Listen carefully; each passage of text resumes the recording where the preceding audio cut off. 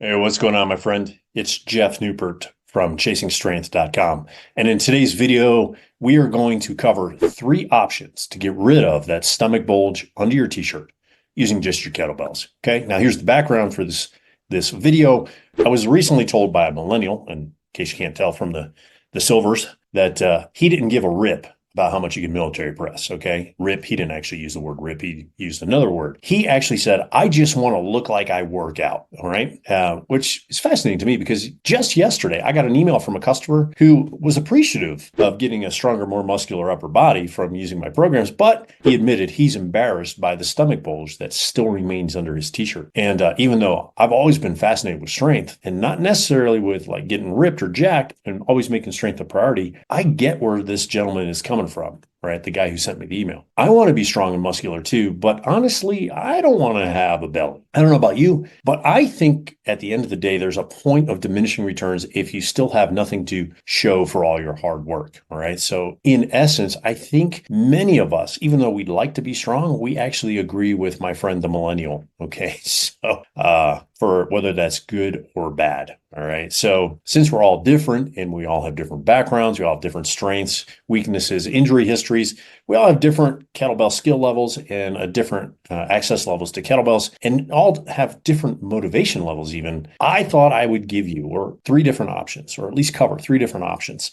that you can pick from in this video, which would be the best choice for you, right, to get rid of the stomach bulge if you have one and you want to get rid of it. So let's cover those really quickly. Okay, so option number 1 is what I call the rapid option, or the as fast as humanly possible option. And what's the expectation here? Well, the expectation is 10 to 20 pounds in roughly a 30-day period. Here's what that looks like. Okay, if you wanted to do this option, your sole focus here is to get the fat off. And you understand that it will require adopting a near borderline obsession. Okay, and hard work, it doesn't scare you one bit.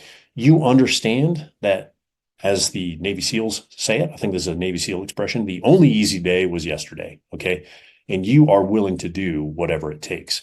You're good with reorganizing aspects of your life, your food, your training, and your recovery in order to strip off fat as fast as possible. And in order to do so, you're willing to embrace what are called best practices like training near daily, changing and measuring your food consumption, eliminating detrimental habits like excessive alcohol, implementing recovery practices. Okay. So anyway, if that type of programming or that option appeals to you, I'm going to leave a link in the description of this video below for a program that'll help you do that. All right. Now, what's option number 2? Option number 2 goes by the terminology kind of fast. All right. So what's the expectation here? The expectation is 1.5 to 2 pounds per week. All right. So this is how you know if this option is really for you. So you consider yourself a hard worker and you want to get the fat off, but you're not really willing to go all in like you'd have to with the rapid version. All right. You understand that you'll need to be more consistent and more focused with your training. You understand that you should make better food choices. In other words, you know that you're going to have to watch what you eat, cut back on the junk food, and you're actually willing to do so. All right. And at the end of the day, in the kind of fast option, you realize that the changes you're willing to make and your consistency in making those changes actually determines, all right, how fast is fast for you. All right. So what that means is, right, you understand and are willing to train 3 to 5 days a week. Okay. You understand and you're willing to eat clean and be aware of your portion sizes, right? You understand and you're willing to eliminate detrimental habits like excessive alcohol consumption. And, here's an optional one that you understand and are willing to implement. The idea of recovery practices, doing things that speed up your ability to recover between workouts. Okay.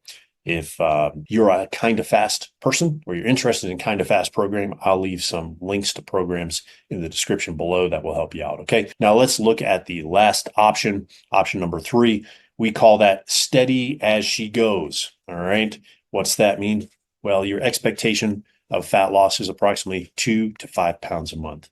So yeah, you're a hard worker and you want to get the fat off, but you're not really willing to change anything about your nutrition.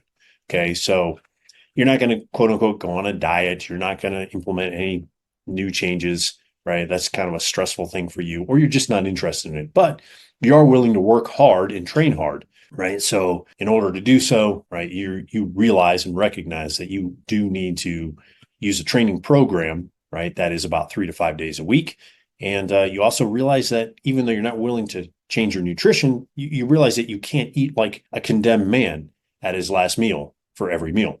Okay.